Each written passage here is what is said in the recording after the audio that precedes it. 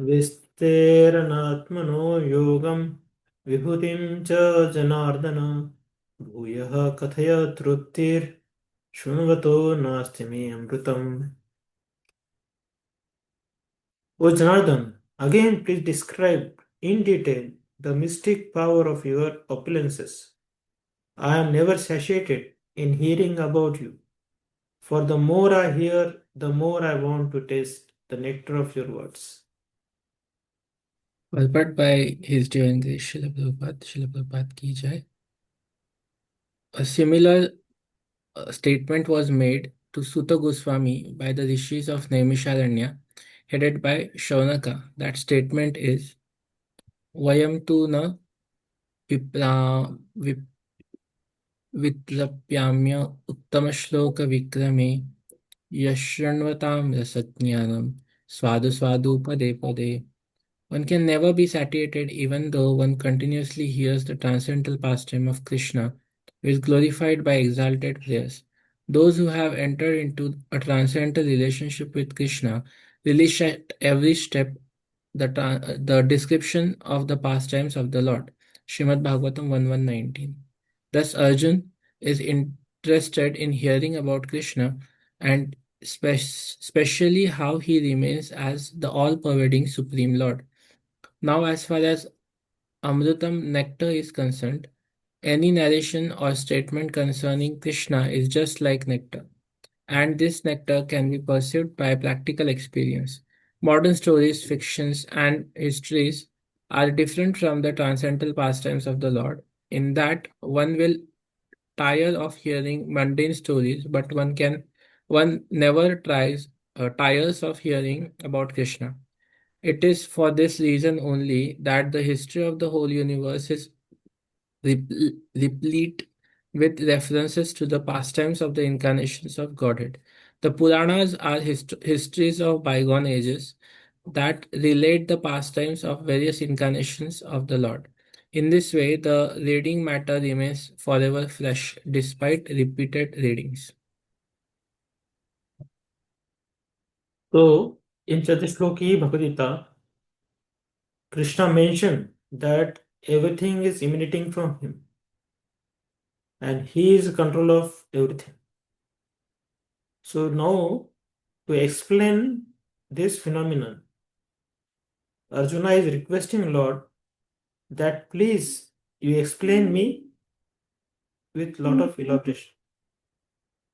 So now Lord is going to describe that how he is controlling everything and how Lord is manifesting everything. So his vibhutis are described in coming verses by the Lord. From text number 21 till text number 39, Lord is going to describe that how he is the supreme and how he is manifesting the different opulences of his in the coming verses. And Arjuna is telling here that, my Lord, I am not getting satiated by hearing from you, but rather the words spoken by you, they are life giving to me.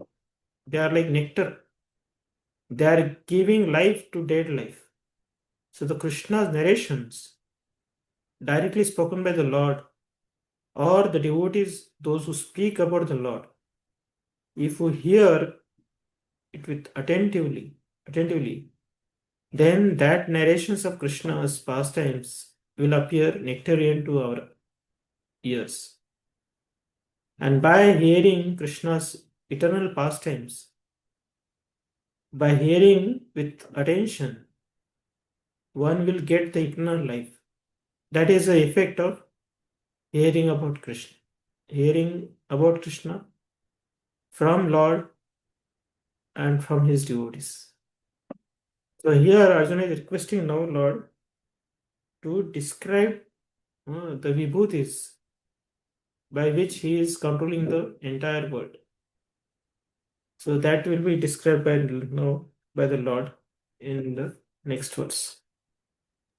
Hare Krishna. Prabhuji, Uh, what is difference between I mean, both are historical records only, Puranas and Itihasas. But is there any specific difference between them? See, one is a theory and another is practical. So theories or Puranas are theories. Means scriptures are theories where the philosophies are given in a principle manner. But how those principles have been implemented in devotee's life, the situations, scenarios, that is given in Itihasas. So Puranas and all this, they have the pastimes of Lord and his devotees, which magnify the implementation of the injunctions given in the scriptures, which are Shrutis.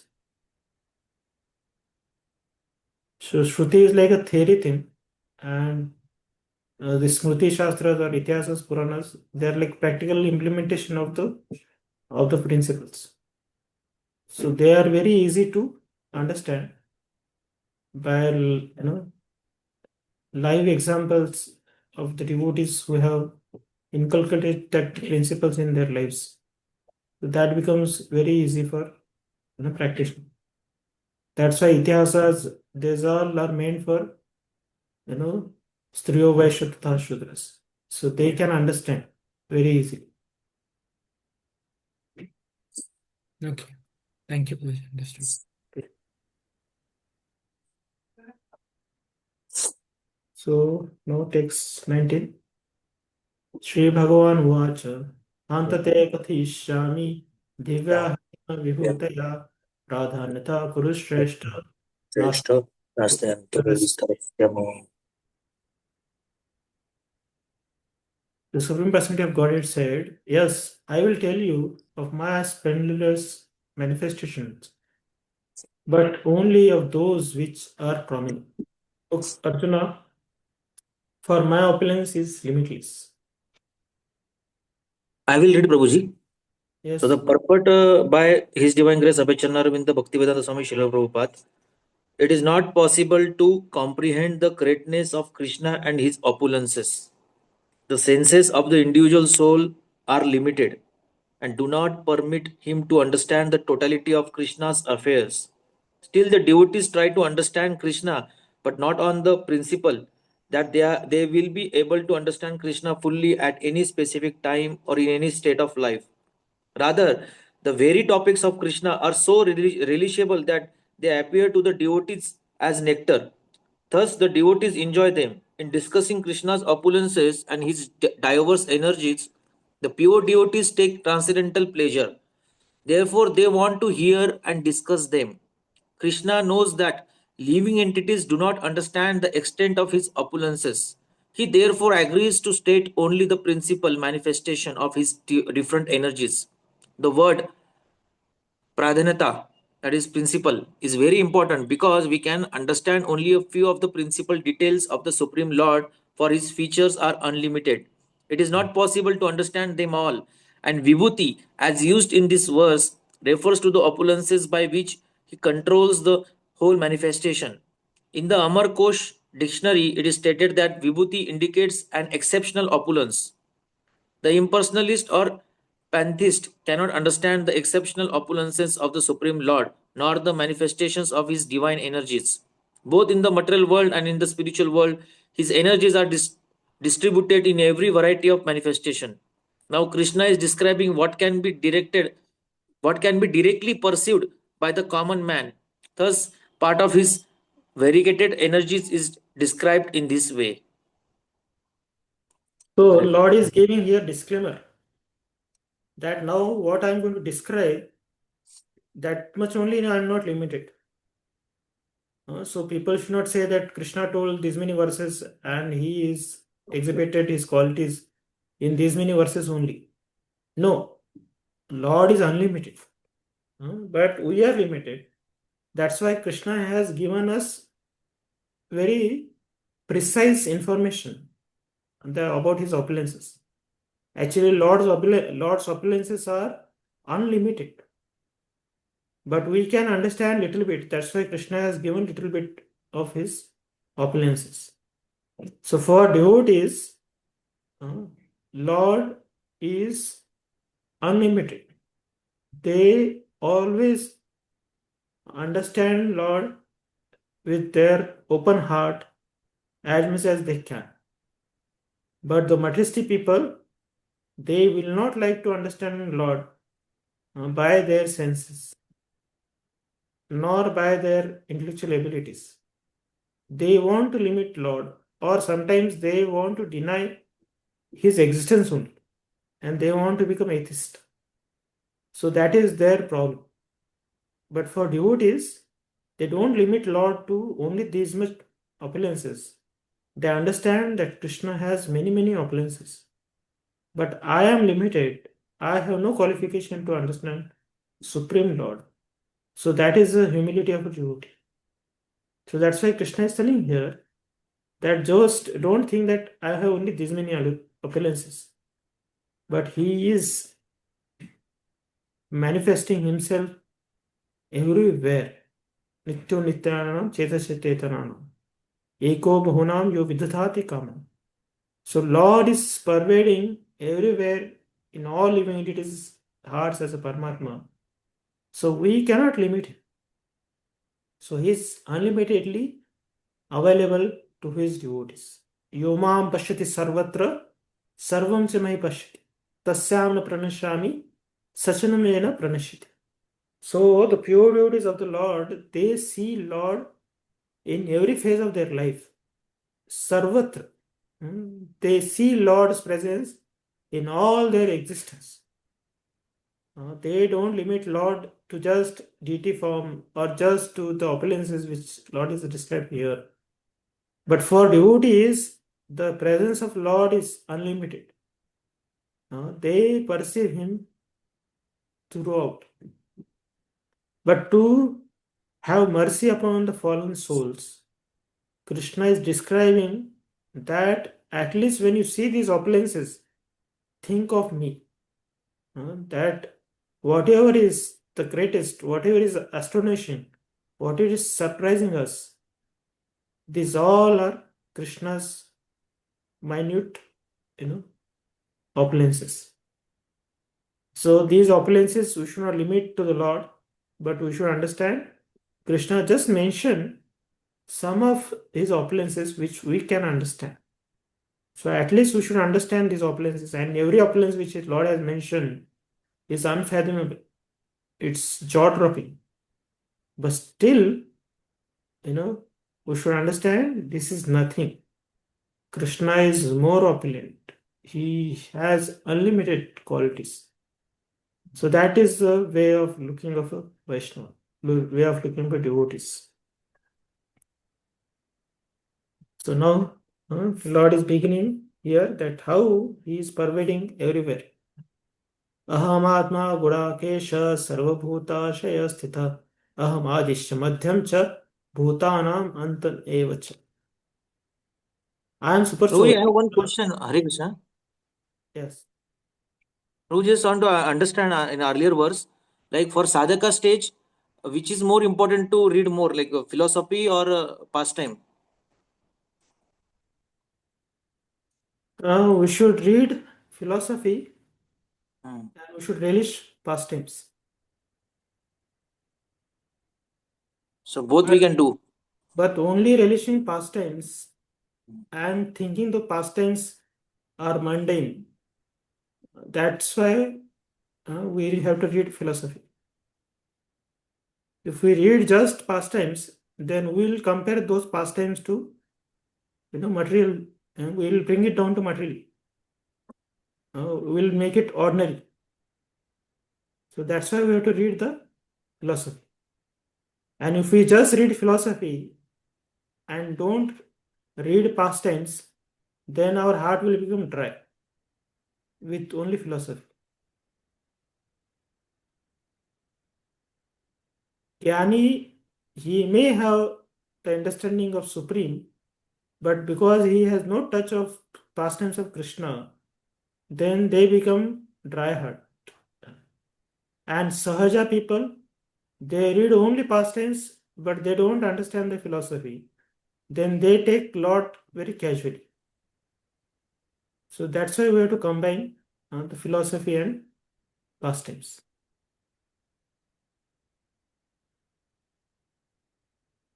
Okay, bro. Yes, understood. Okay.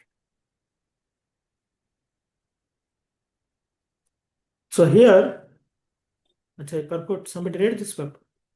I am the super soul, O Arjuna, seated in the hearts of all living entities. I am the beginning, the middle, and the end of all beings. Hare Krishna. In this verse, Arjuna is addressed as Godakesha, which means one who has conquered the darkness of sleep. For those who are sleeping in the darkness of ignorance, it is not possible to understand how the Supreme Personality of Godhead manifests himself in various ways in the material and spiritual worlds. Thus, this address by Krishna to Arjuna is significant. Because Arjuna is above such darkness, the personality of Godhead agrees to describe his various opulences.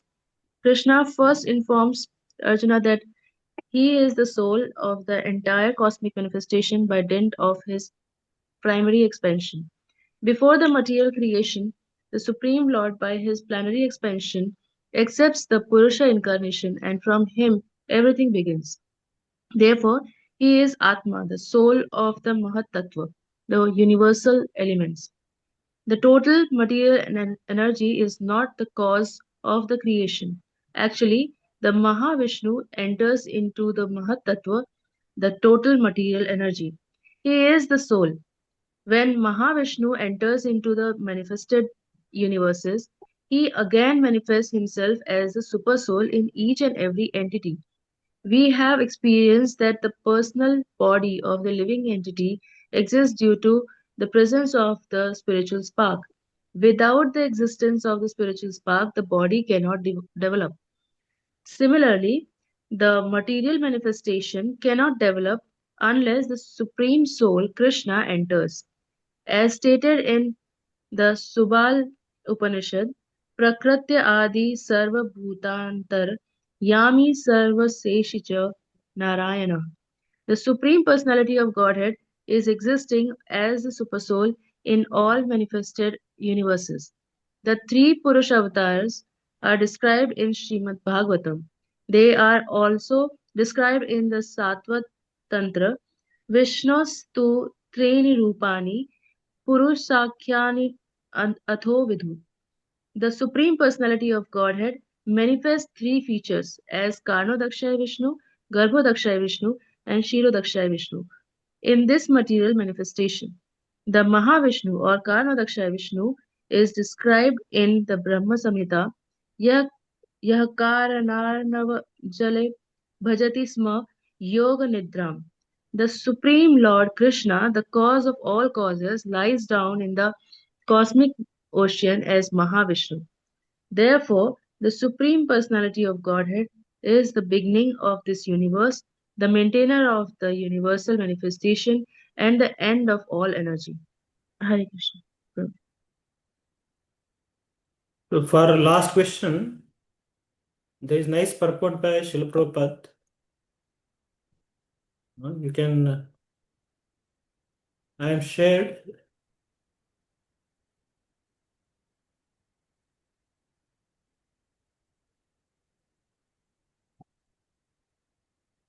This is from Chaitanya Charitamrita,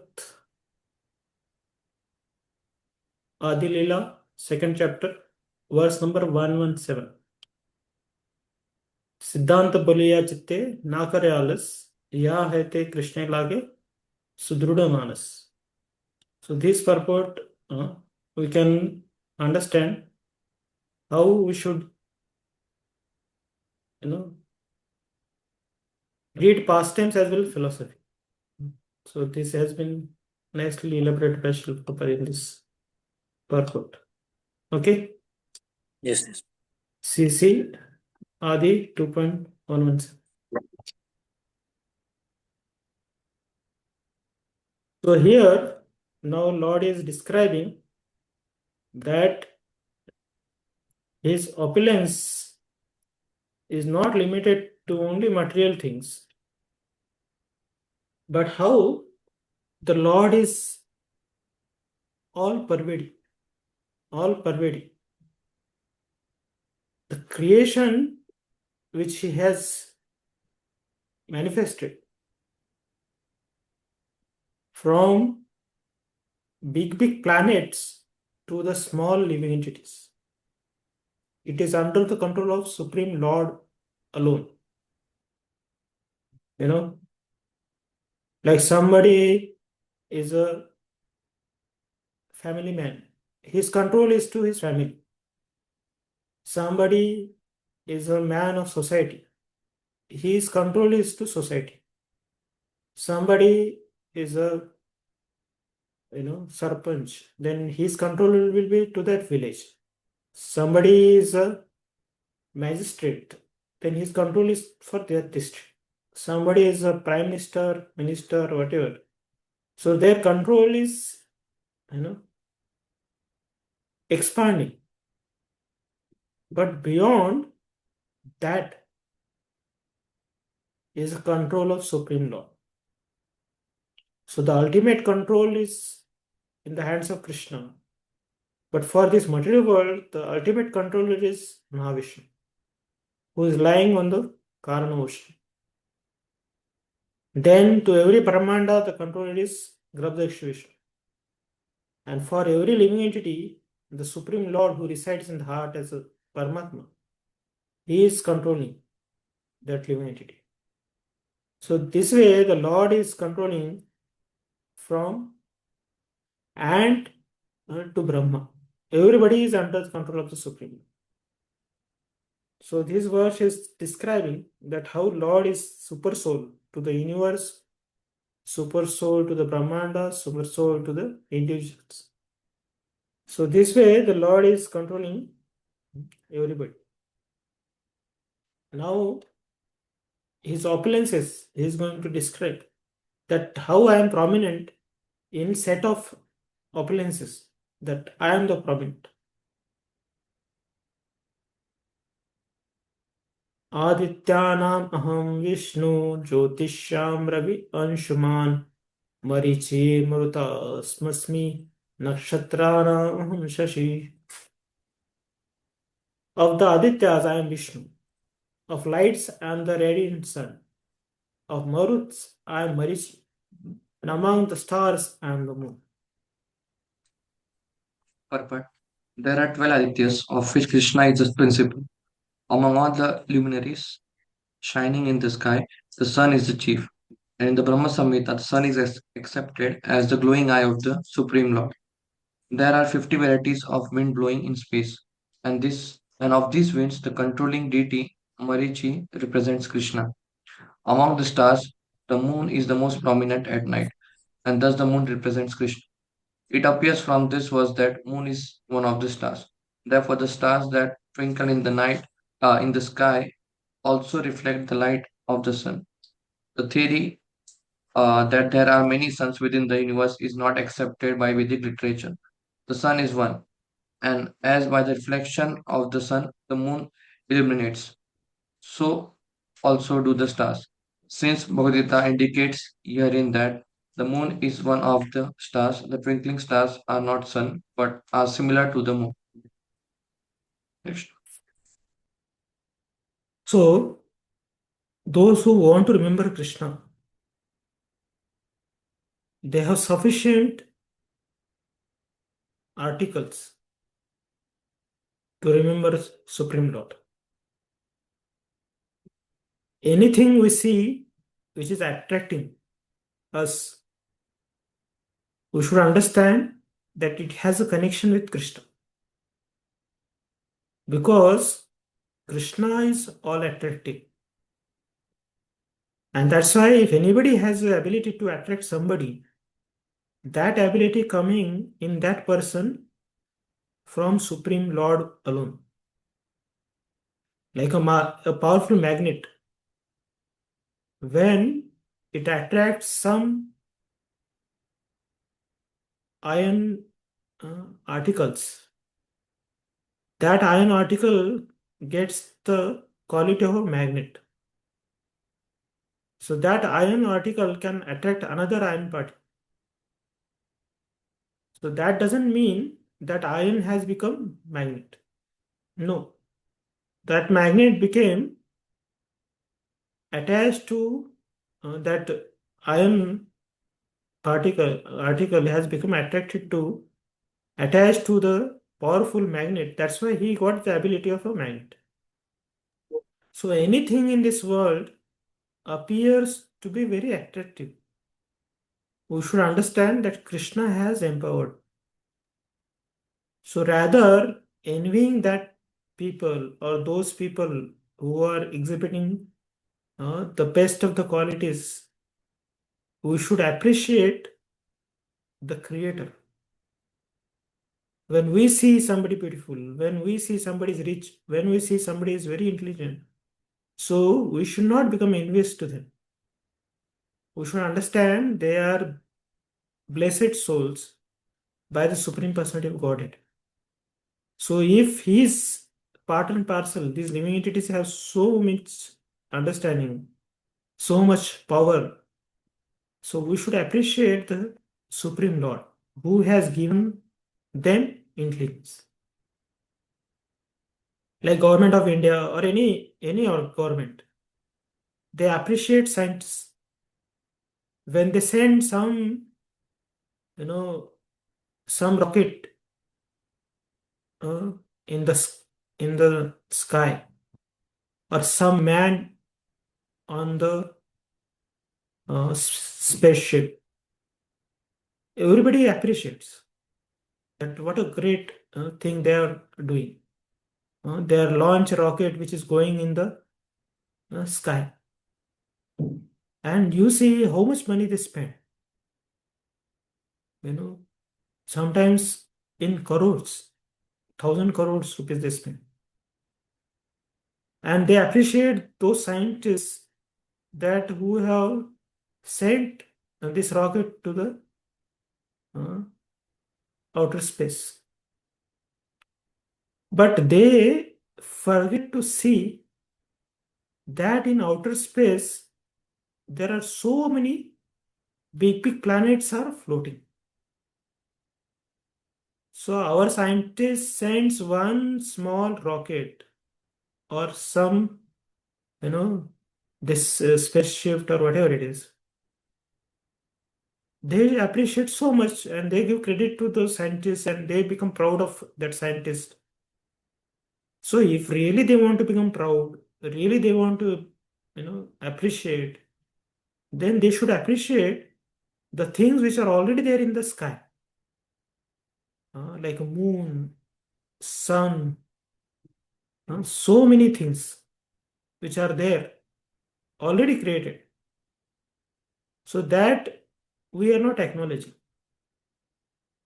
But our ego is allowing only to acknowledge, to scientists that they have done great.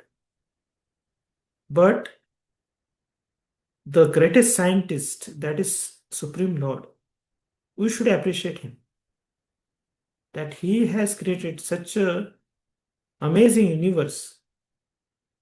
So our appreciation should go towards him.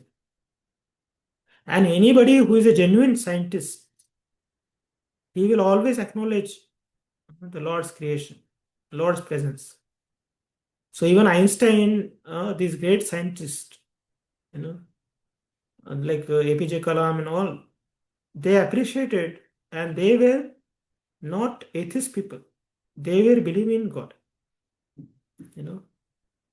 So that's why when we see a sun or a moon or anything which is very, very attracting to us, or we feel surprised or amazed by that particular thing, we should understand this is just Lord's opulences. So if he has empowered somebody, that Lord has empowered Mahavishnu has empowered Garbhadaksha Vishnu, Garbhadaksha Vishnu has empowered the Shridaksha Vishnu, and Shridaksha Vishnu has empowered some living entity, and that living entity or that particular planet is attracting us, then how much attraction the original personality should have. So, Ishvara Parama Krishna Satchidananda Vigraha Anadiradir Govinda Sarva Karana Karana. So, he is a cause of all causes. He is the attraction of all attractions. So, the attraction has origin where the attraction is originating, that how much attractive that origin should be.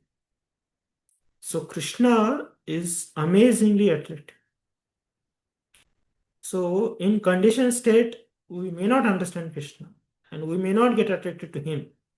So Lord is giving examples of the items which are visible to us, which are astonishing to us, which are attracting us, so that we can understand that how, if these things are attracting me and they are not even part and parcel of the Supreme Lord, but they are part and parcel of even Garbhadaksha Vishnu or Siddhadaksha Vishnu, if such a article, such a things are attracting us, then definitely Krishna has a potential to attract our hearts. So he is the reservoir of all qualities which attracts our hearts. So now here Lord is telling Adityanam Aham,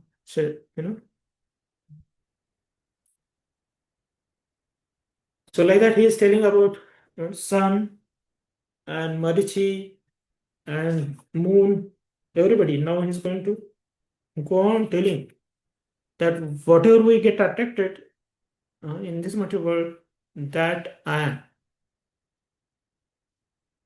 Vedanam sama vedosmi, devanam asmi vasava, indriyanam manaschasmi, bhutanam chasmi chetana. Of the Vedas I am the Samved, of the demigods I am Indra, the king of heaven. Of the senses I am the mind, and in living beings I am the living force, consciousness. Purport. The difference between matter and spirit is that matter has no consciousness like the living entity. Therefore, this consciousness is supreme and eternal. Consciousness cannot be produced by a combination of matter. So we will get attracted to living entities. Like suppose there is a big earthquake has happened. Everything is destroyed. But only we are alive. One person is alive. And that person is not seeing anybody around him. Only buildings, they are collapsed. But all, jud things, no matter everywhere. So that will not attract him. But as soon as he finds some living entity, like a squirrel or sparrow or some human being, that will attract him. So the consciousness is always attracting us, and that consciousness is given by Supreme Lord. Yes? What is Mahan? Hare Krishna Prabhuji. I have one question. Yes. Previously, just you explained that this material world, giving it with the example that this is so attractive that ordinary person like I get attracted, or we all the jivatmas. So origin the Krishna is so attractive. So my this question arises in my mind previously or one time we all are in spiritual world and Krishna is so attractive. So somehow or by his ego or whatever reason we get fall down in this material world. So first birth Jivatma get as a Brahma and he started experiencing different or whatever. I'm not in in much detail. We know all those things. So the thing that when the Jivatma get fall down, even as a Brahma, so he face all problems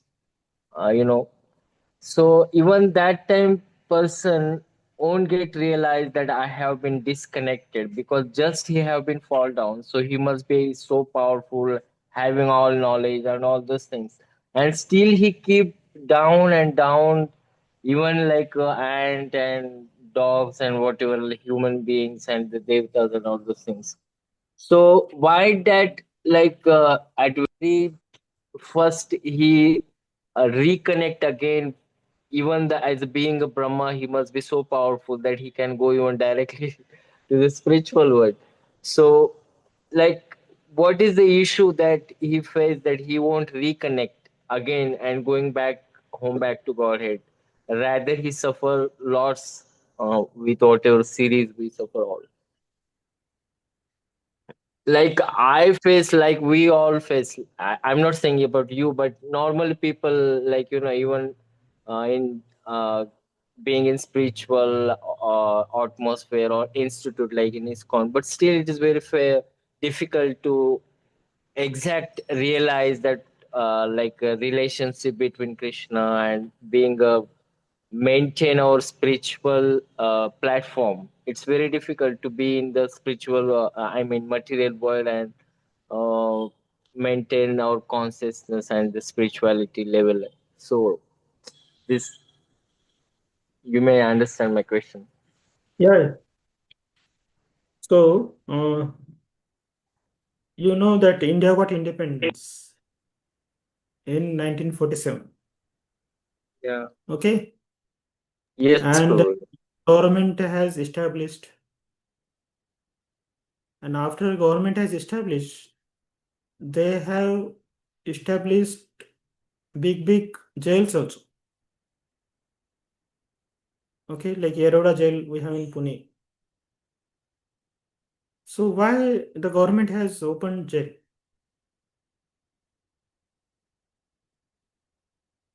If everybody has got independence and everybody has freedom to live, why there is jail?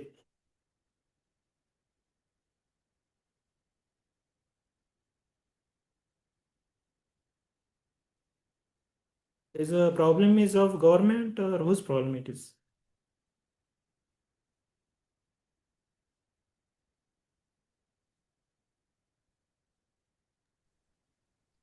So Krishna is at fault. Who is at fault?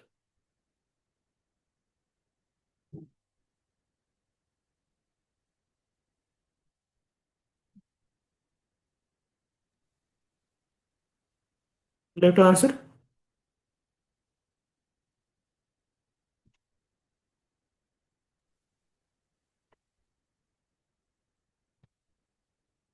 Krishna. Yes, Hare Krishna Prabhuji. Actually, I got a call in between. Yeah, please, Prabhuji. Okay. So I told that India got independence in 1947. Yes, Prabhuji. Yes. Then whole India was enjoying freedom. Yes, Prabhuji. But still we see there are many jails which government of India has created. Like one of them is we have in Pune Eroda Yeah, jail. Aerodazal, yeah. Okay. So if somebody is there in the Eroda jail, then it's a fault of government or whose fault it is? No, that is that person's fault. No, that is why he's in jail. So will you blame the government of India or whom you will like to blame? No, that is his own fault only. That's why he's suffering. Okay. So your question is answered or My question is answered, Prabhu, but I mean my question that when person get fall down from spiritual sky, so he must be so powerful, having knowledge, and even though he's in material world like a Brahma and whatever, even the demigod, but still they have some access to the spirituality. so the So power if somebody has a power hmm, and he has a freedom to utilize that power. yes. So that freedom if you take away from that person, Hmm. then what? He just became a puppet actually. Yeah. So if Krishna takes away our free will, that we No, don't have any free will. it is If it's you not don't have a any free will, you just have to love Krishna. hmm. That's all. That is the only will you have. You don't have any other free will. No, free will is there. We can use our free will. Means my question is not exactly that. My question is that if like now we when we uh, listen or hear from the sadhus that Krishna is so attractive, so we get so much connected with that, and we enjoy those moments, or we try to connect ourselves. So if those things can give so much of joy, just like we read or we hear from the sadhus, so it's give lots of hope and joy. So my question is that if the person just falling down from the spiritual world, so he must be having very strong connection with Krishna, then why he subjected to suffer all those things, and why not at that moment when he's so powerful and having direct connection with the Supreme Lord? So already Krishna is so attractive that he can reconnect immediately rather to get subjected with go all those cycle. My question is that. So this whole material existence is just a moment for a living entity. Like you got a thought and you rectified it. The time which you spent, that is a material existence.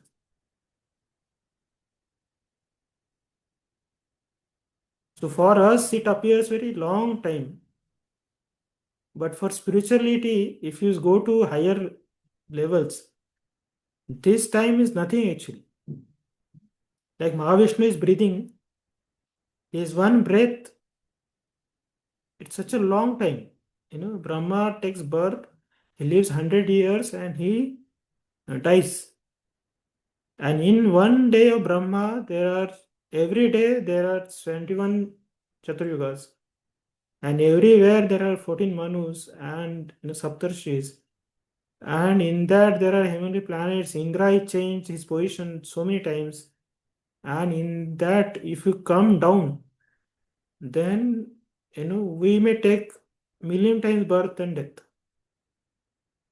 So compared to eternal time, that momentary thought and we coming to our senses is this material existence.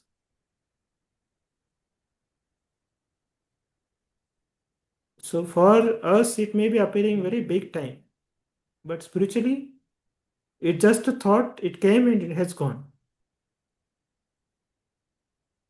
That will be only time. Who will be? It will be.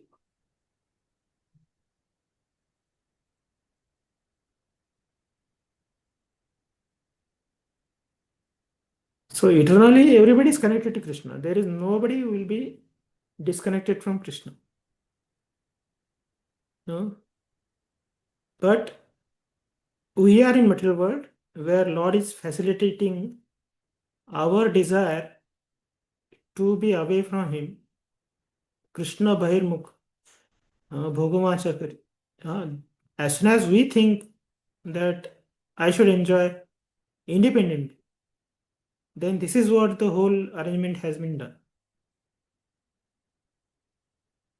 So we should not feel that how can this happen?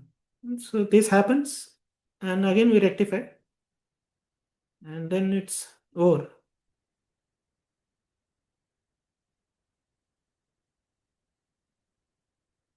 So if you see spiritually, we see everybody is a devotee, around us. So even ant or any living entity we see, because nobody can be separated from Krishna, and that is a view of a pure devotee. They always see all people connected to Krishna. So That is their vision. They, although they are living in material world, for them the material world is not material only, it's spiritual only. Narayana parasarve na kushina bibit swarga api vargeshu tulyat api darsh. For them, heaven, hell, spiritual world, everything is spiritual only. Because they are in line with the desire of Supreme Lord. So that much free will Lord has to give us. Otherwise, Lord will be a very cruel person then. If he doesn't give free will to his living entities, then he is just a dictator. He is not lover.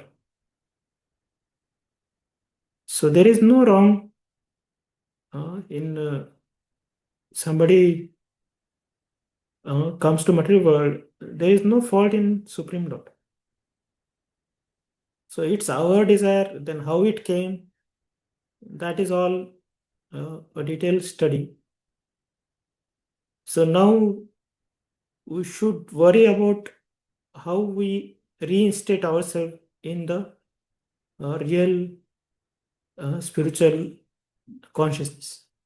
That is to be studied, and that should be our subject of discussion, and spirit to volunteer ourselves to right consciousness. So Okay, that Prabhuji. we came, how we came, whatever it is, but now the topic and worry should be how we go back to Godhead. So that is, Krishna told already in this verse, in this chapter 10.10, Tesham Satatuttanam Bhajatam Pratipurvakam Dadami Buddhi Yogantam Yenamam Upayantiti. So Lord has told here, He has given us the supreme path, that we should be engaged in His service Priti Purvakam, with loving devotional service. And when we are engaged like that, 24/7, with the attitude of love, then He will give us intelligence, so by which we can go back to back home. Okay. Okay, I Prabhuji. hope I could. I tried my best. I hope it. Yeah, thank you, Prabhuji. Like, thank you so much, Prabhuji. Okay.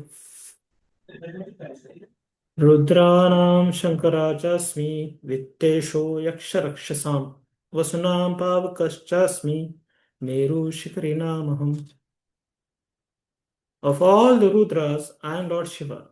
Of the Yakshas and Rakshasas, I am the Lord of Wealth, Kuvera. Of the Vasus, I am Fire, Agni. And of mountains, I am Meru. Hare Krishna. Purport. There are 11 Rudras, of whom Shankara, Lord Shiva, is predominant. He is the incarnation of the Supreme Lord in charge of the mood of ignorance in the universe.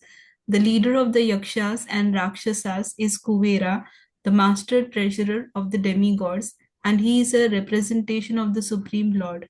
Meru is a mountain famed for its rich natural resources. Hare Krishna. पुरोधसांश मुख्यं मा विद्धि पार्थ बृहस्पतिं सेनानीहम् अहं स्कंध सरसामस्मि सागरा. Of priests, O Arjuna, know me to be the chief Brihaspati. Of generals, I am Kartikeya, and the bodies of water, I am the ocean. Hare Krishna. Indra is the chief demigod of the heavenly planets and is known as the king of the heavens. The planet on which he reigns is called Indralok. Brahaspati is Indra's priest, and since Indra is the chief of all kings, Brahaspati is the chief of all priests. And as Indra is the chief of all kings, similarly, Skanda or Kartikeya, the son of Parvati and Lord Shiva, is the chief of all military commanders. And of all the bodies of water, the ocean is the greatest. These representations of Krishna only give hints of his greatness. Maharshinam Bhaguraham Giramasmekaksharam Yajnanam Japayajnosmi Stavaranam Himalaya. Of great sages, I am Bhrigu. Of vibrations, I am the transcendental Om. Of sacrifices, I am the chanting of the holy names, Japa. And of immovable things, I am the Himalaya. Brahma, the first living creature within the universe, created several suns for the propagation of various kinds of species. Among these suns, Vrigu is the most powerful sage. Of all the transcendental vibrations, Omkara represents Krishna. Of all sacrifices, the chanting of Hare Krishna, Krishna Krishna, Hare Hare, Hare Ram, Ram Ram, Hare Hare is the purest representation of Krishna. Sometimes animal sacrifices are recommended. But in the sacrifice of Hare Krishna, there is no question of violence. It is the simplest and the purest. Whatever is sublime in the worlds is the representation of Krishna. Therefore, the Himalayas, the greatest mountains in the world, also represents him. The mountain named Meru was mentioned in a previous verse, but Meru is sometimes movable, whereas the Himalayas are never movable. Thus, the Himalayas are greater than Meru. So Prabhupada is writing here, whatever is sublime in the words is a representation of Krishna. Ashvastha sarvrukshanam devarshinam cha narada gandharvanam chitraratha siddhanam kapilo muni. Of all trees I am the banyan tree, and of the sages among the demigods I am Narad.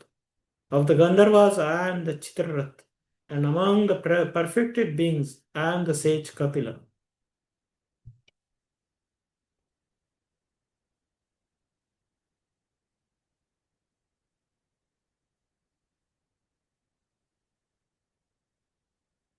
Yes, somebody can read.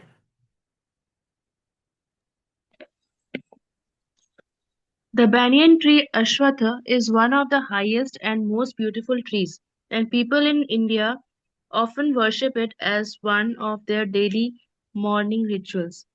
Amongst the demigods, they also worship Narad, who is considered the greatest devotee in the universe. Thus, he is the representation of Krishna as a devotee.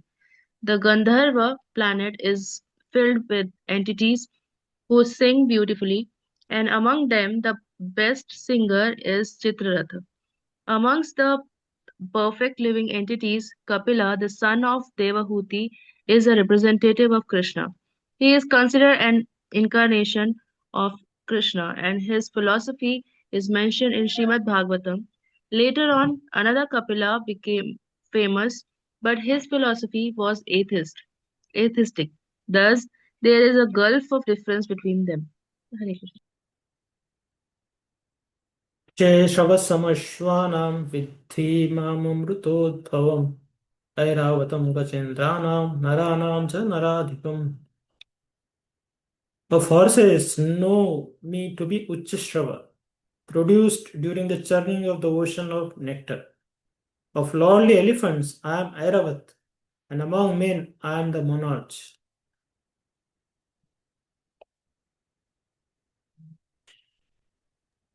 Purport. The devotee demigods and the demons Asura once took part in churning the sea. From this churning, nectar and poison were produced, and Lord Shiva drank the poison. From the nectar were produced many entities, of which there was a horse named Uchishrava. Another animal produced from the nectar was an elephant named Airavat. Because these two animals were produced from nectar, they have special significance and they are representative of Krishna. Among the human beings, the king is representative of Krishna because Krishna is the maintainer of the universe and the king who is appointed on account of their godly qualifications are maintainers of their kingdoms. Kings like Maharaj Yudhishthir, Maharaj Parikshit, and Lord Ram were all highly righteous men, righteous kings who always thought of the citizens' welfare.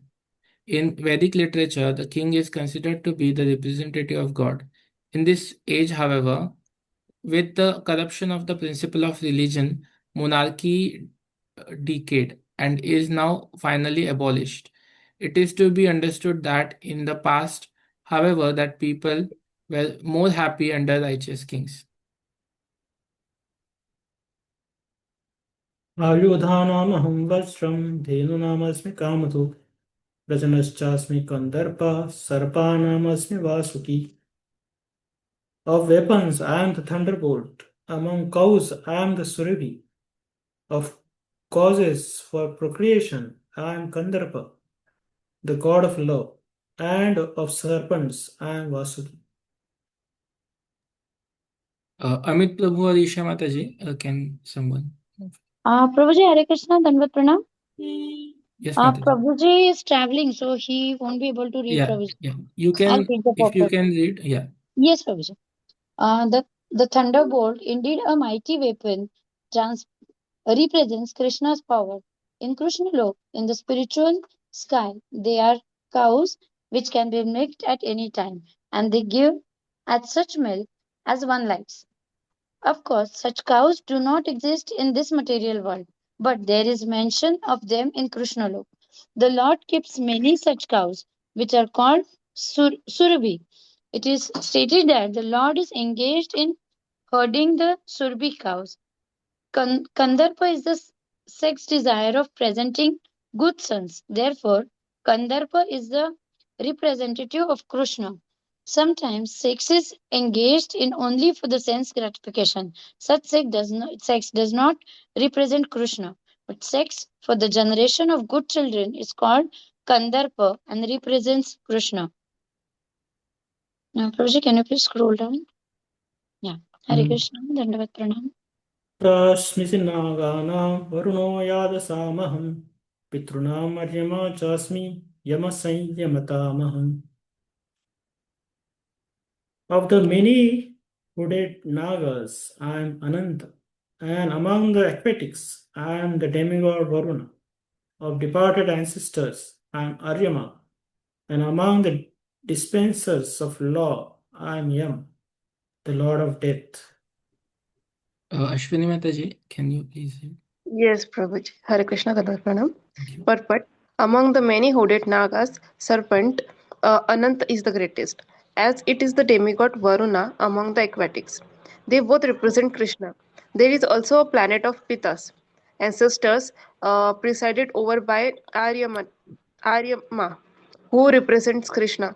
There are many living entities who give punishment to the miscreants, and among them Yama is the chief. Yama is situated in a planet near the earthly planet. After that, those who are very sinful are taken there, and Yama arranges different kinds of punishment for them. Hare Krishna. प्रह्लादाश्चास्मि दैत्यानां कालकलयतामहं मृगाणां च मुकुन्द्रोऽहं वैनतेयस्य पक्षिणाम्. Among the Daitya demons, I am the devoted Prahlad. Among the subduers, I am time. Among beasts, I am the lion, and among birds, I am Garuda.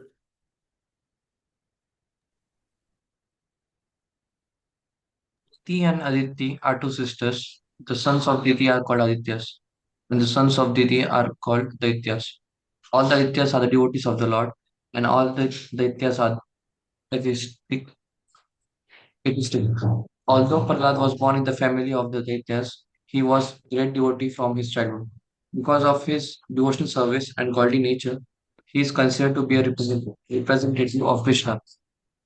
There are many subduing principles, but time wears down all things in the material universe and so represents Krishna. Of the many animals, the lion is the most powerful and ferocious. Of the millions varieties of birds, Garuda, the bearer of Lord Vishnu, is the greatest. So, time is Krishna.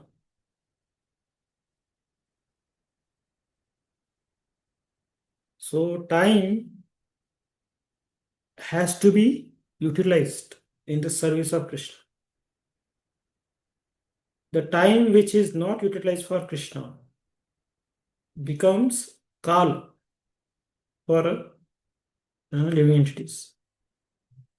That time devours those living entities.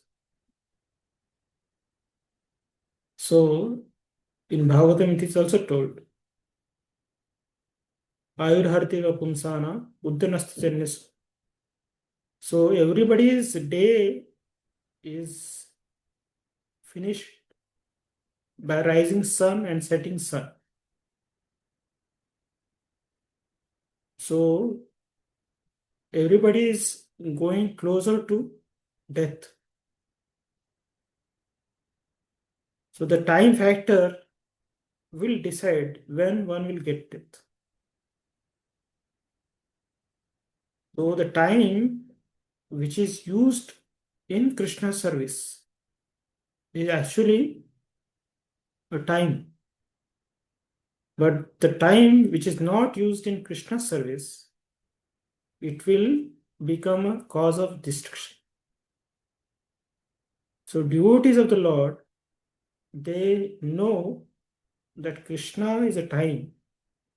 So they value time. They will never destroy time. So the quality of one of the qualities of 26 qualities of devotees is one quality is avartha kalatu. The devotees of the Lord, they will never waste their time.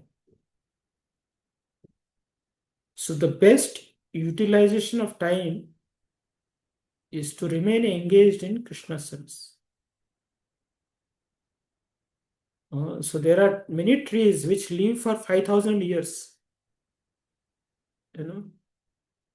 but they are not engaged in Lord's service. So such a long lifespan they have, but that lifespan not utilized for Krishna's service is utter waste. But there are some people who lived only 32 years or only 30 years or only 10 years, only 15 years, only 5 years. But whatever life they had, they engaged in Krishna's service. Like Khatava Maharaj, he had only one moment left. He immediately took shelter of Supreme Lord. And in that one moment, he got pure devotion service. So time which is not used for Krishna will destroy the time which we utilize for Krishna. It will be great solace for conditioned souls, because the time which we engage in Krishna's service will become cause of our liberation from this material cycle of birth and death. So the devotee who engages 24/7 in the service of Krishna, his time, he is very fortunate soul. So the devotee of the Lord, they don't get fearful of time if they are engaging it in Krishna service. But they are very fearful of the time which they are not engaging in Krishna service. So that's why it is given that in all instructions of scriptures, the primary instruction is Smartavyam Satatam Vishnu. Vismartavyam na Jatuchit. So remembering Krishna always is a utility, a right utility of time. And not forgetting Krishna, it's very important. If we forget Krishna, then that is, we are abusing the time. So materialistic people, they don't know what to do with the time. That's why they invent, time pass, other things.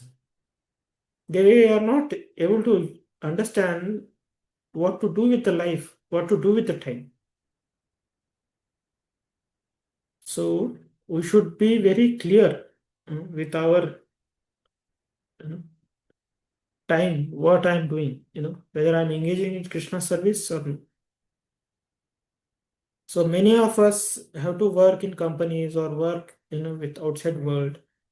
So our time goes there.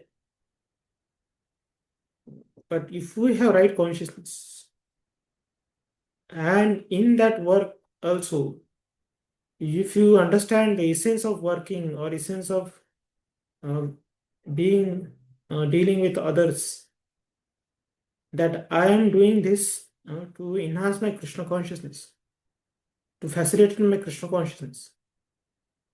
If that mood we have, then that time also becomes spiritual time.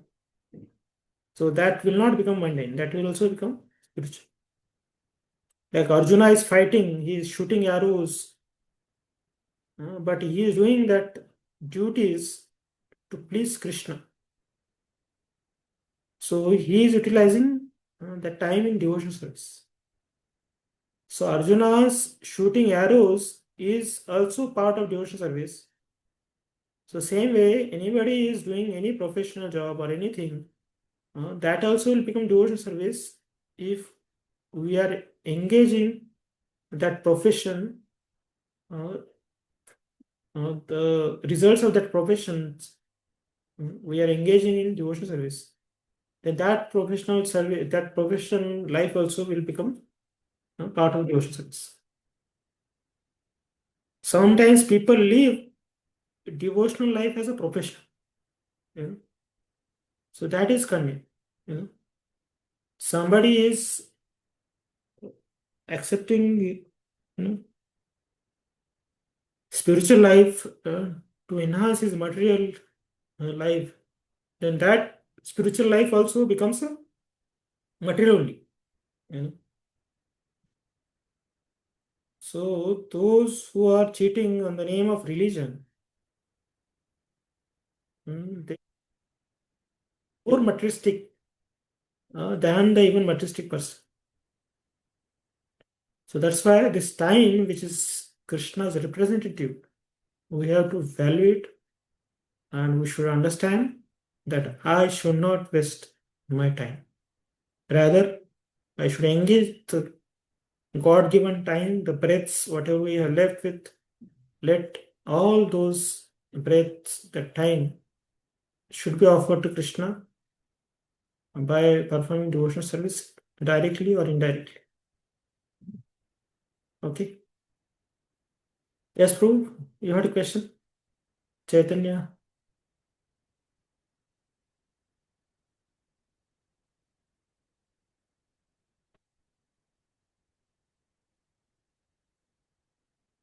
Hare Krishna. Somebody raise hand.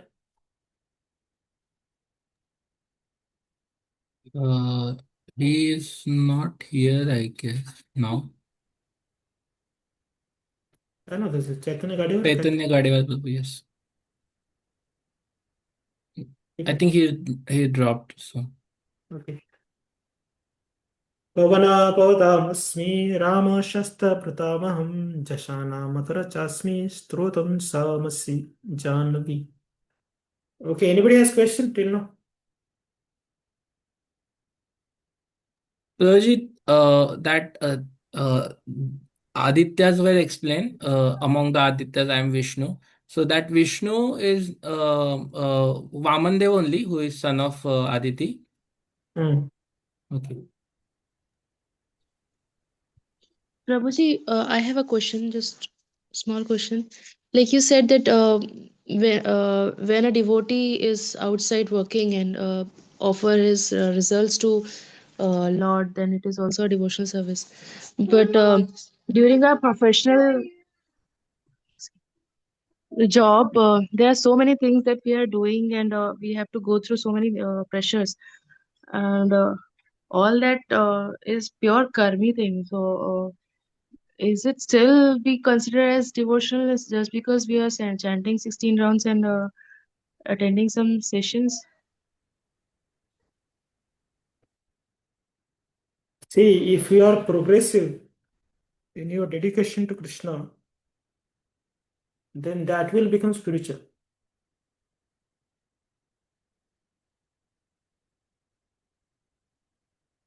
Least possible diversion from spiritual path is okay. We have to survive in material world, and that's why we need some money, some facilities. For that purpose, we are doing job. Yes, Prabhuji. Then that minimal possible time which we give to support our devotional service. So that is that becomes a devotional service. That in your back of your mind, you know that I am doing this, but I want to do that. So you are not attached to what you are doing, but you are attached to the things which you're supposed to do.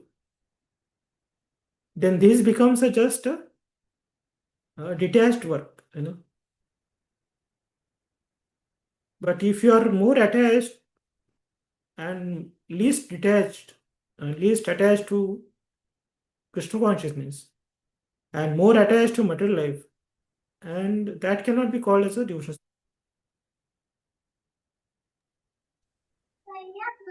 So we are just doing those things so that we will get attracted to Krishna.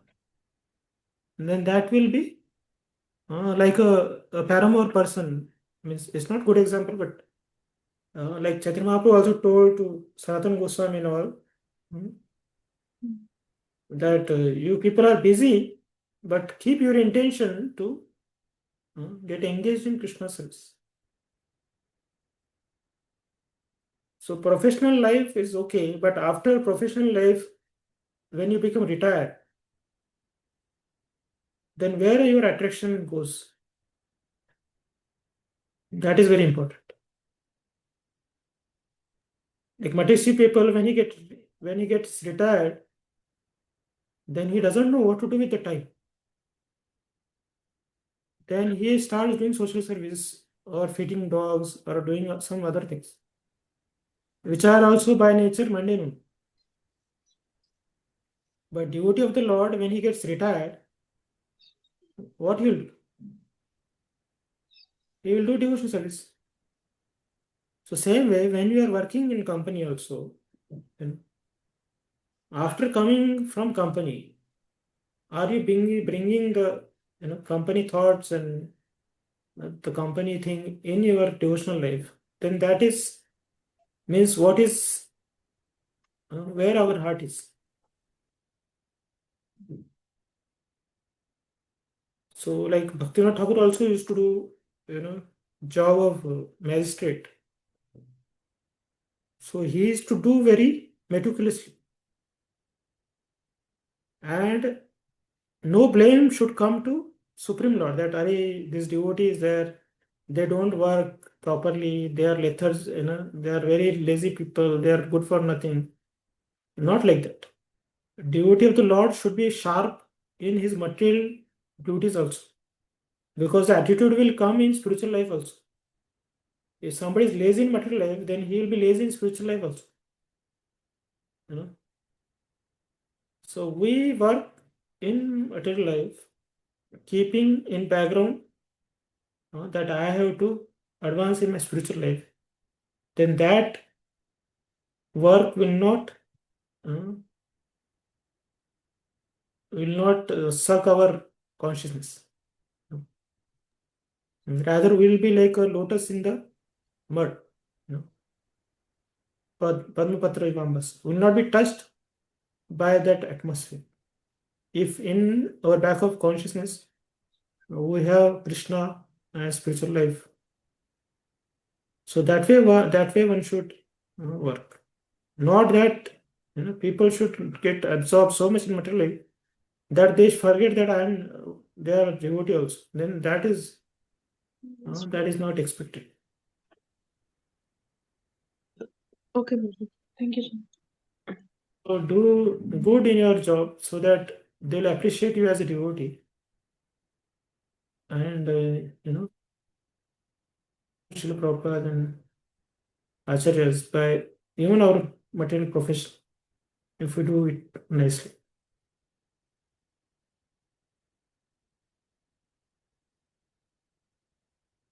Hare Krishna. Ji, Hare Krishna.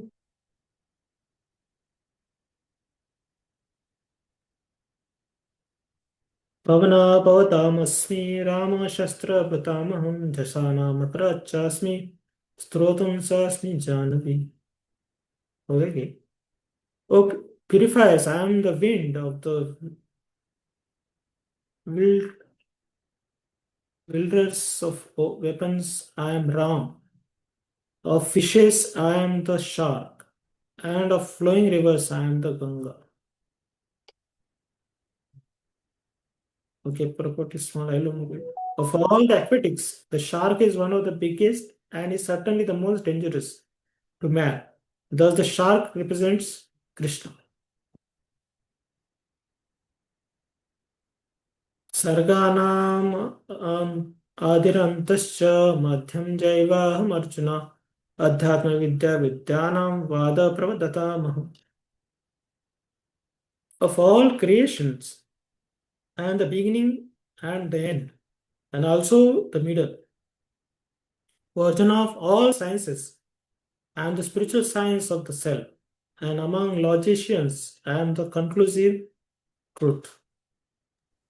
I think 23 finished last time. Sarveshwari Radhika Mataji, will you able to read? No, Prabhuji, the roll number I was talking about. Sorry.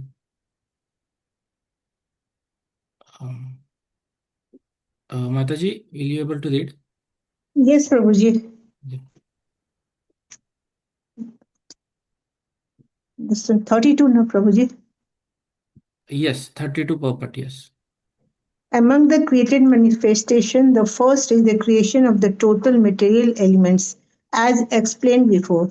The cosmic manifestation is created and conducted by Mahavishnu, Garbhodakshayi Vishnu and Sirodakshai Vishnu, and then again it is annihilated by Lord Shiva.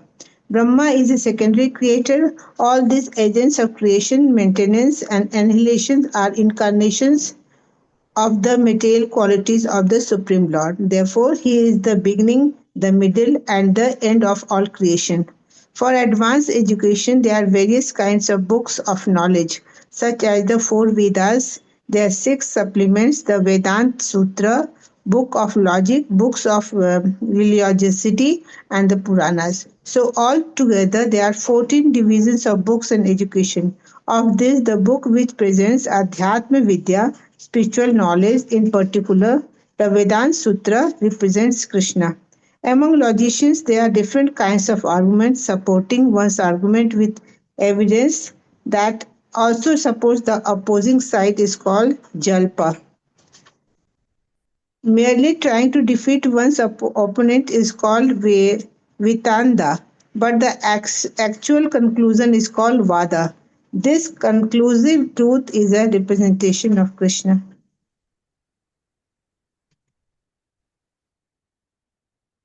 Aksharanam akarosmi dvandasvamasikasya cha ahamevaksha kalu thata vishvatomukha. Of letters, I am the letter A, and among compounds, words, I am the dual compound. I am also inexhaustible time, and of creators, I am Brahma. Mahavan Govind Prabhu, can you please read? Okay, Prabhu.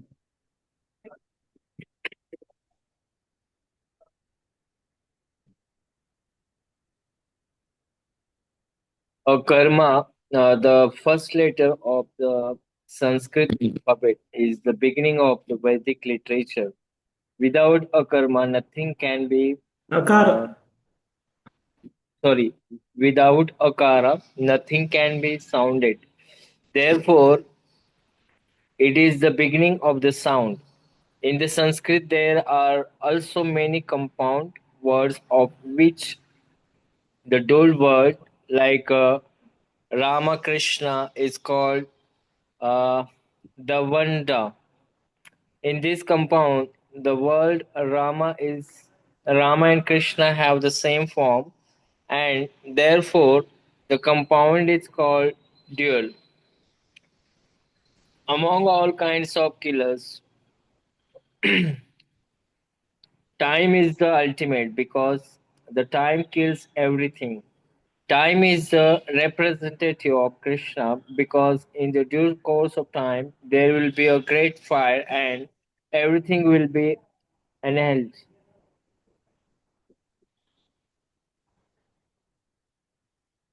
Among the living entities who are creators, Brahma, who has four heads, is the chief, therefore he is the representative of the Supreme Lord. मृत्यु सर्वहरश्चाहम् उद्भवश्च भविष्यताम् कीर्ति श्रीवक् स्मृतिर्मेधा धृतिश्रम. I am all devouring death. I am the generating principle of all that is yet to be. Among women, I am fame, fortune, fine speech, memory, intelligence, steadfastness, and patience. Nimai Rajendra Prabhu, will you able to read? Yeah, Yes, thank Prabhu. you. Yes, Prabhu. But as soon as man is born, he dies at every moment. Thus, death is devouring every living entity at every moment. But the last stroke is called death itself. That death is Krishna. As for future development, all living entities undergo six basic changes. They are born, they grow, they remain for some time, they reproduce, they dwindle, and finally they vanish. Of these changes, the first is deliverance from the womb, and that is Krishna. The first generation is the beginning of all fruitive activities. The seven opulences listed fame, fortune, All, fine speech, all future activities, not future activities. future activities, yes. The seven opulences listed fame, fortune, fine speech, memory, intelligence, steadfastness, and patience are considered feminine. If a person possesses all of them or some of them, he becomes glorious. If a man is famous as a righteous man, that makes him glorious. Sanskrit is a perfect language and is therefore very glorious. If after studying one if after studying one can remember a subject matter, he is gifted with a good memory or smriti, and the ability not only to read many books on different subject matters, but to understand them and apply them when necessary is intelligence, medha, another opulence. The ability to overcome unsteadiness is called firmness or steadfastness, dhriti. And when one is fully qualified yet is humble and gentle, and when one is able to keep his balance both in sorrow and in the ecstasy of joy, he has the opulence called patience, kshama. So all these good qualities, they also represent Krishna. Bhruvatsam tatha samnam Gayatri chandasamaham Masanam arsheshoham Rutunam kusumakara. Of the hymns in the Samveda, I am the Bruhat Sam, and of poetry, I am the Gayatri. Of months, I am Marshish, November, December, and of seasons, I am the flower bearing spring. Ashutosh Sankashan Prabhu, can you please read?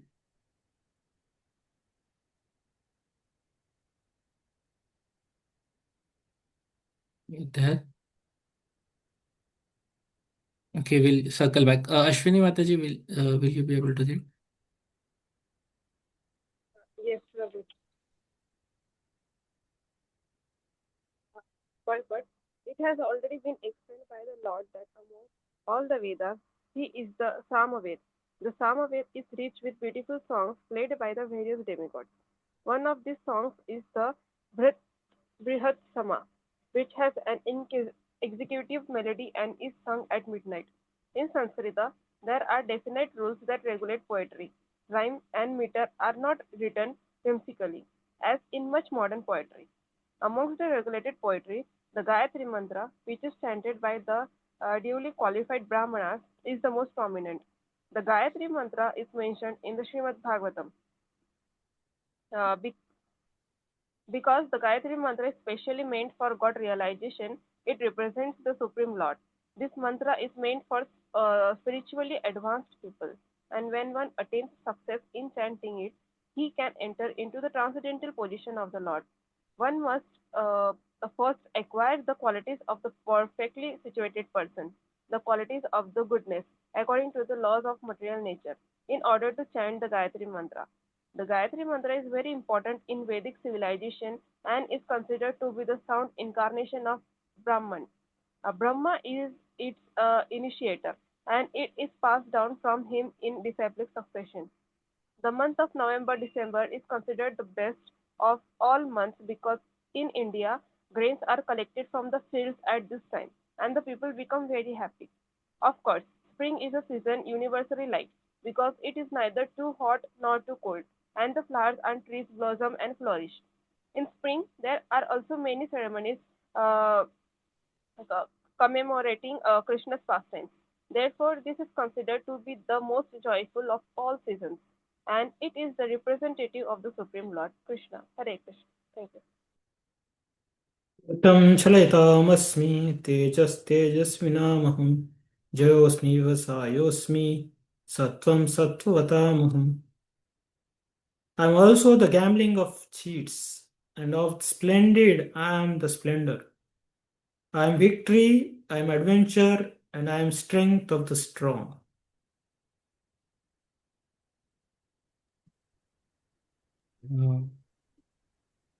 Dayamai Mataji, will you? There are many kinds of cheaters all over the universe.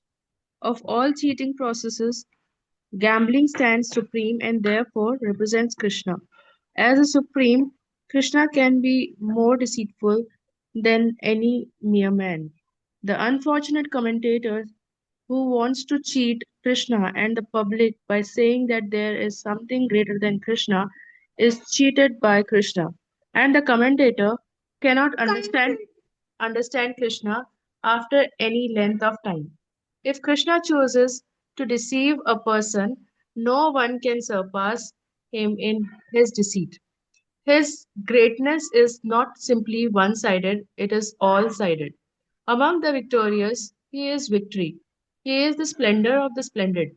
Among the enterprising and industrious, he is the most enterprising and the most industrious. Among adventurers, he is the most adventurous, and among the strong, he is the strongest. When Krishna was present on earth, no one could surpass him in strength. Even in his childhood, he lifted Govardhan hill. No one can surpass him in cheating. No one can surpass him in splendor. No one can surpass him in victory. No one can surpass him in enterprise. And no one can surpass him in strength. Hare Krishna. So Krishna is telling here that he is the greatest in. I am also the gambling of cheats.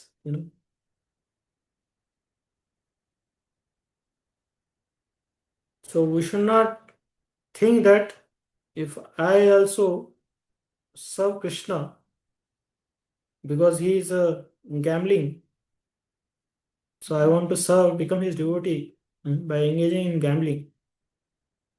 So that is not right. Because what mentioned here, that Lord, even in cheating, he is the greatest cheater.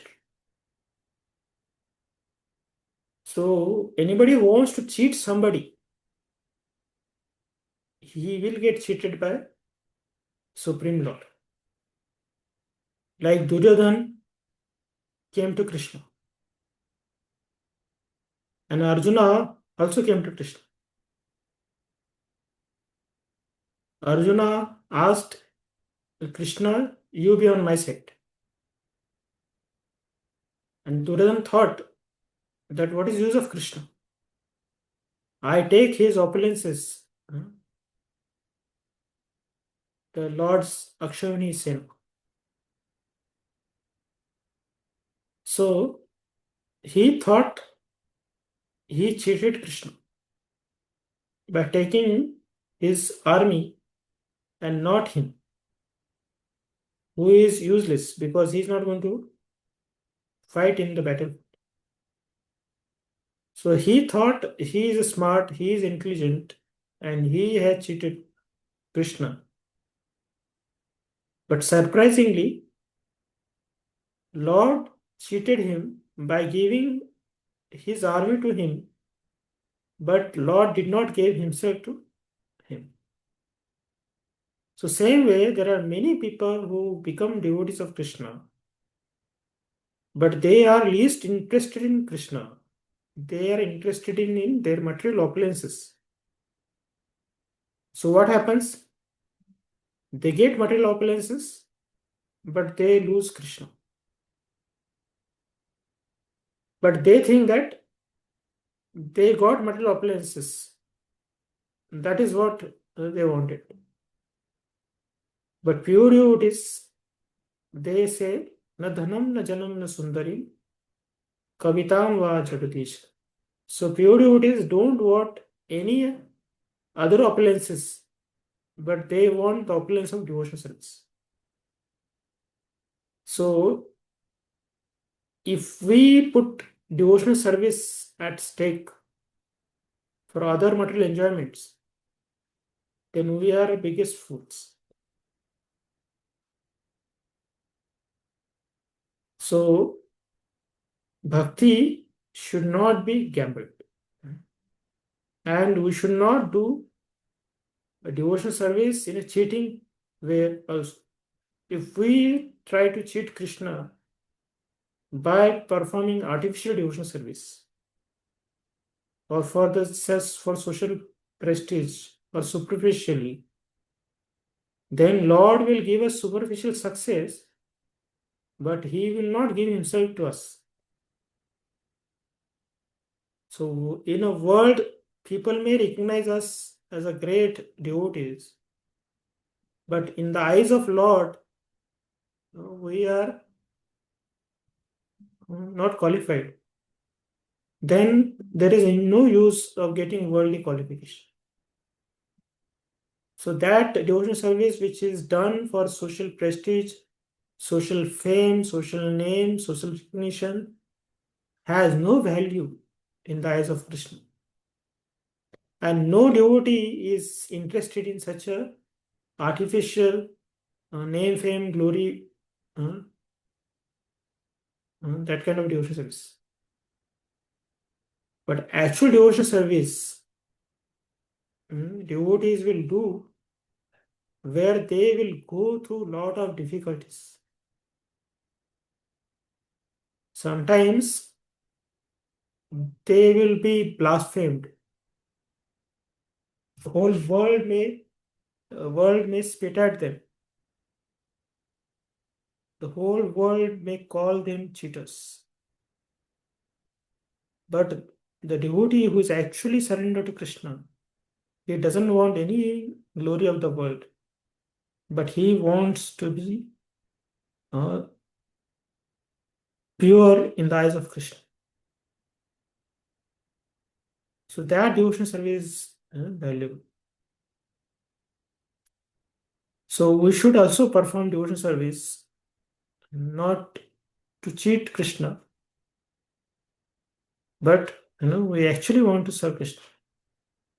If we do artificial devotional service and we think that I achieve devotional service, but Lord will show us that we got devotional service, but He will just give us some material opulences and he will be escaped from our hands. So we don't get any spiritual relation. So real devotion service means one should be ahetuki, one should not have any material motives, and it should be done consistently, not occasionally. One has to be very consistent in real devotion service. Then that person only can get Krishna's real mercy.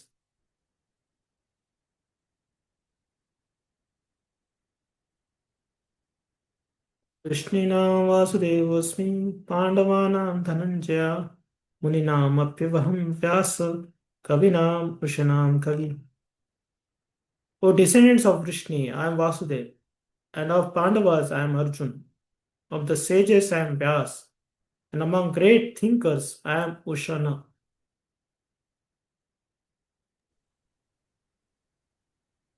Gayatri Mataji, are you? Yeah. Yes, Prabhuji. Krishna is the original Supreme Personality of Godhead, and Baladev is Krishna's immediate expansion. Both Lord Krishna and Baladev appeared as sons of Vasudev, so both of them may be called Vasudev. From another point of view, because Krishna never leaves Vrindavan, all the forms of Krishna that appear elsewhere are his expansion. Vasudev is Krishna's immediate expansion, so Vasudev is not different from Krishna. It is to be understood that the Vasudev referred to in this verse of Bhagavad Gita is Baladeva or Balram because he is the original source of all incarnations and thus he is the sole source of Vasudev. The immediate expansion of the Lord are called Swamasa, the personal expansion, and there are also expansions called Vibhinamsha, separated expansions. Prabhuji? Among us, the son of Pandu, Arjuna is famous as Dhananjaya. He is the best of men and therefore represents Krishna. Among the Munis, all learned men conversant in Vedic knowledge, Vyasa is the greatest because he explained Vedic knowledge in many different ways for the understanding of the common mass of people in this age of Kali. And Vyasa is also known as incarnation of Krishna. Therefore, Vyasa also represents Krishna. Kavis are those who are capable of thinking thoroughly on any subject matter. Among the Kavis, Ushana Sukracharya was the spiritual master of the demons. He was an extremely intelligent and far-seeing politician.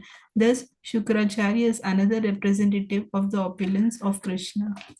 Hare Krishna. दण्डो दमयतामस्मि नीतिरस्मि जिगीषताम् मौनं चैवास्मि गुह्यानां ज्ञानं ज्ञानवतामहम्.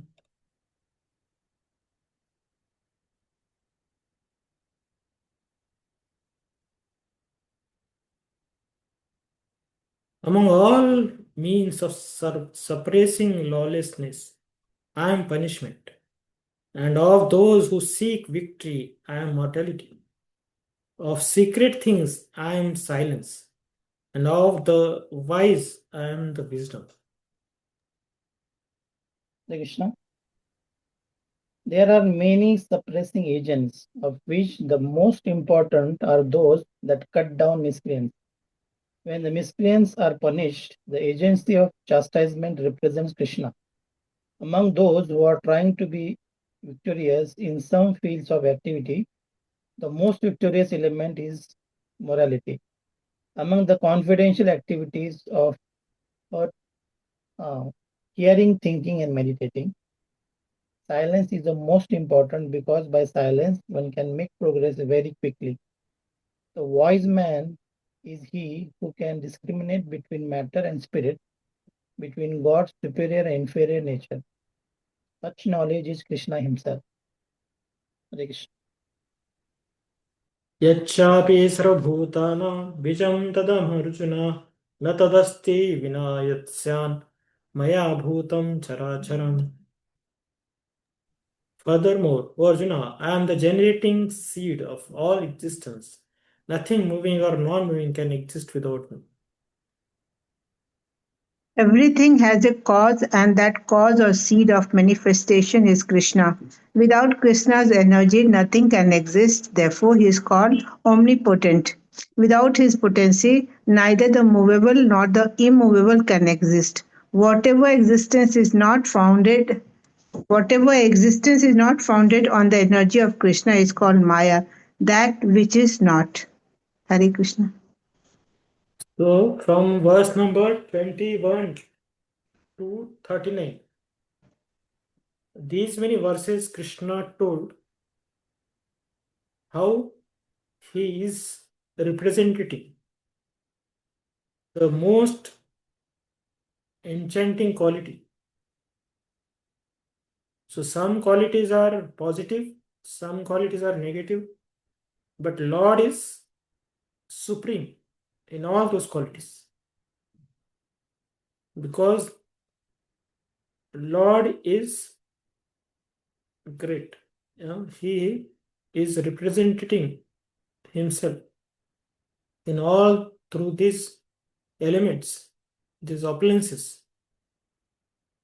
So some opulences are wise, some opulences are unwanted, but in that also Lord is supreme. Like gambling, we are not for it. So Lord is telling, I am that. Then he is telling here, deceiving, I am that. So he is a punishment. He is a death personified. So some qualities are attractive for demonic people. So in that also Lord is supreme. And some qualities are attractive to divine people. In that also Lord is supreme. So whatever is supreme, that is Lord. So nobody can surpass him. So Anor Anuya, in the smaller is Krishna, and Mahato Mahina, and the greatest is Krishna. So that way Lord is all attractive for demons also and for divine also. So the Lord is attracting our hearts. So like Kamsa got attracted to Krishna, and the gopis also got attracted to Krishna. But which attraction is important for us? The attraction of gopis, not attraction of Kamsa. The Kamsa got attracted. That is not a right way of getting attracted to Krishna.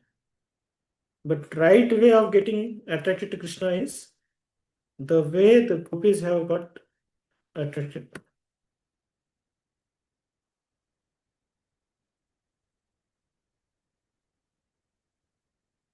Yes, Mataji. Hare Krishna Prabhuji. I have a question related to devotional service. Like whenever we perform services, sometimes we are not able to render our services up to the mark as per our abilities. Like, so what should be our mood? Like, we are striving, but maybe we are not able to deliver the service like as per the expectations. So, what should be our mood in that situation?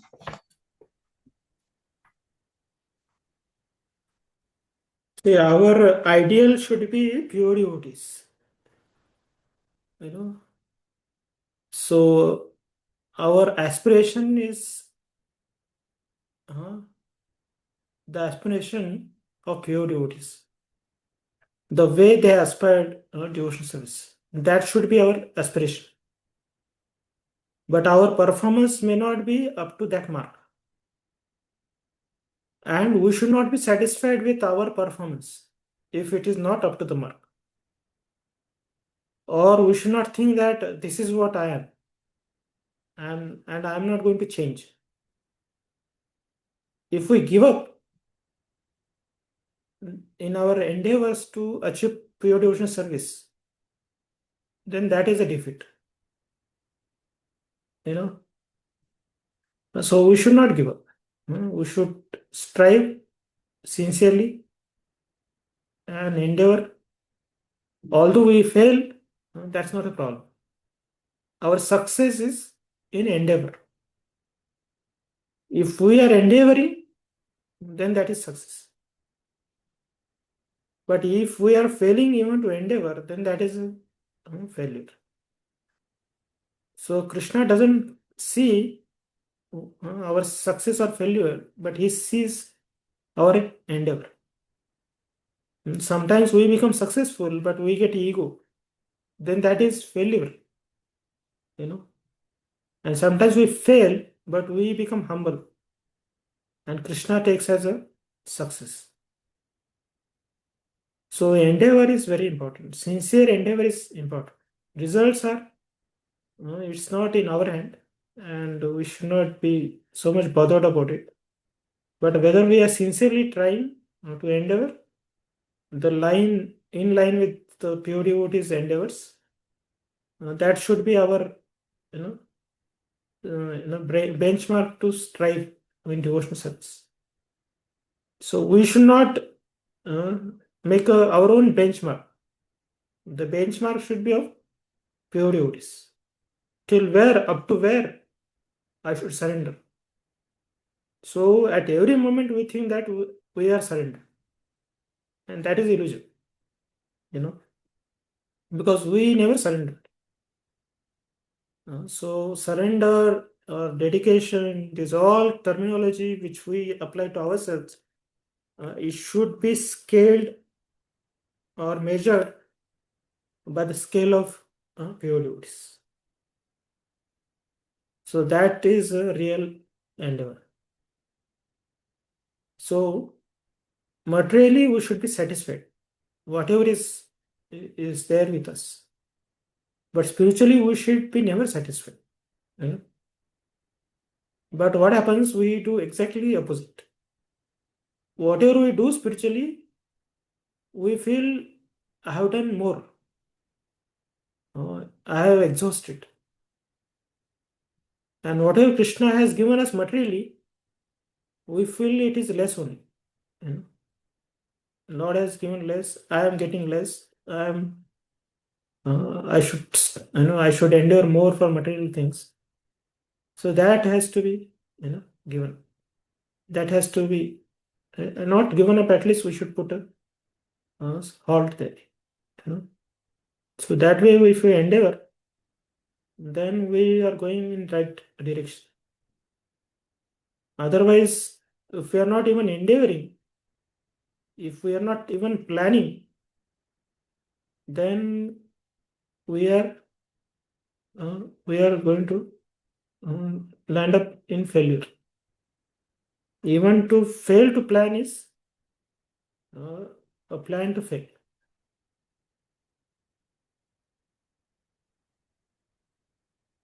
Okay, I hope. Yeah, thank you so much, Prabhuji. Okay. There is one nice verse in Bhagavatam.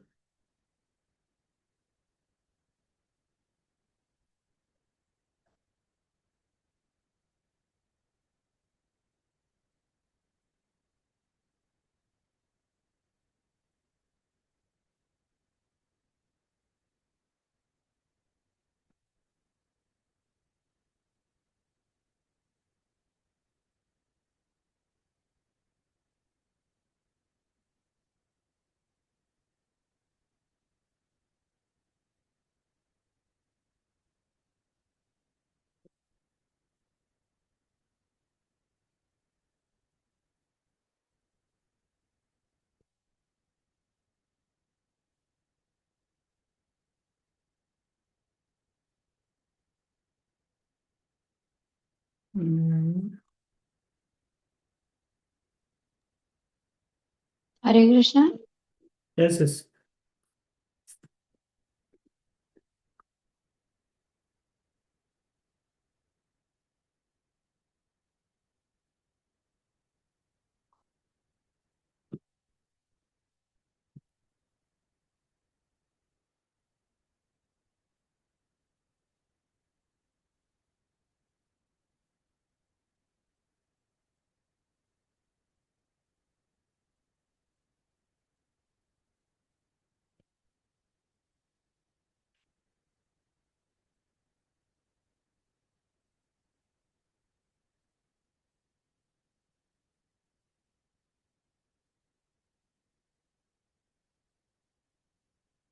Okay.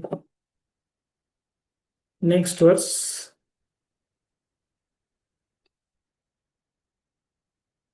Okay.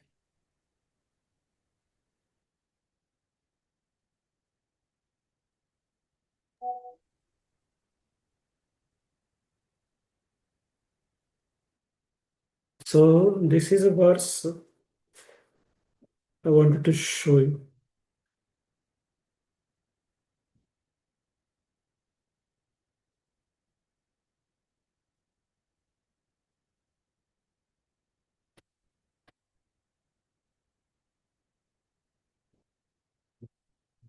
Allanam ashner nunam narvaras smaro murtiman Gopal swajanostam kshitibhujam swastaswapitaro shishu Mrityurbhojapate virad avidusham tattvam param yoginam Vishninam paradevayeteti vidito rangam katasakrajaha.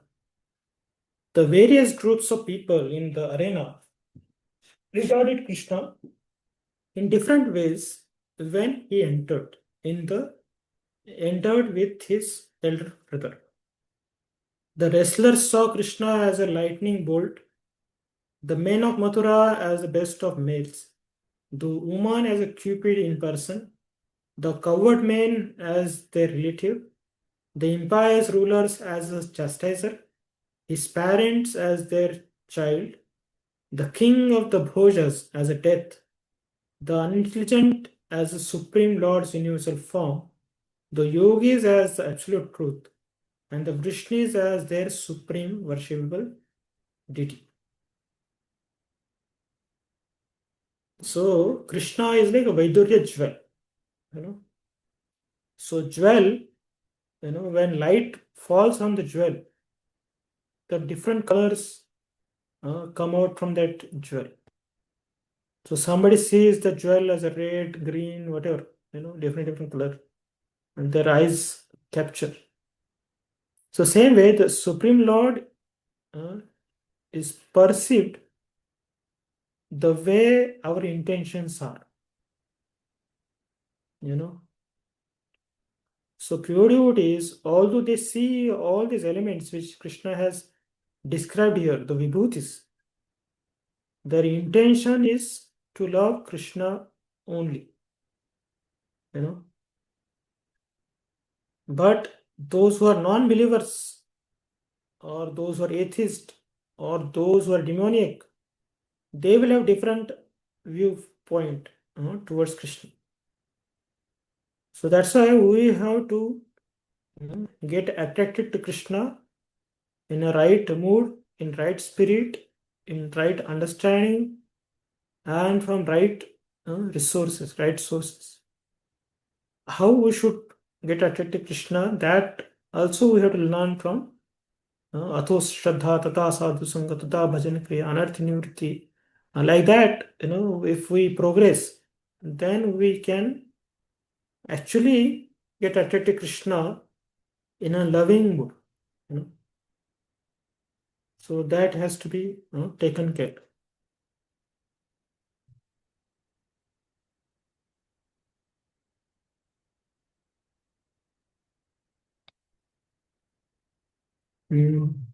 No. Next verse. नान्तोऽस्ति मम दिव्यानां विभूतीनां परन्तप एष तु उद्देशतः प्रोक्तो विभूतेर्विस्तरो मया. O mighty conqueror of enemies, there is no end to my divine manifestations. What I have spoken to you is but a mere indication of my infinite opulences. Mahavan going to? Hare Krishna. As stated in the Vedic literature,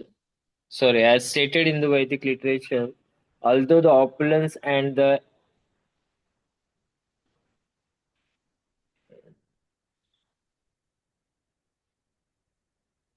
energies of the Supreme are understood in the various ways, there is no limit to such opulence. Therefore, not at all the opulence and the energies can be explained. Simply a few examples are being uh, described to Arjuna to pacify his inquisitiveness. So Lord cannot be limited, he is unlimited. But just to pacify Arjuna, Krishna given here some list of his supreme opulences. So anybody has question, we'll stop here. We'll see tomorrow.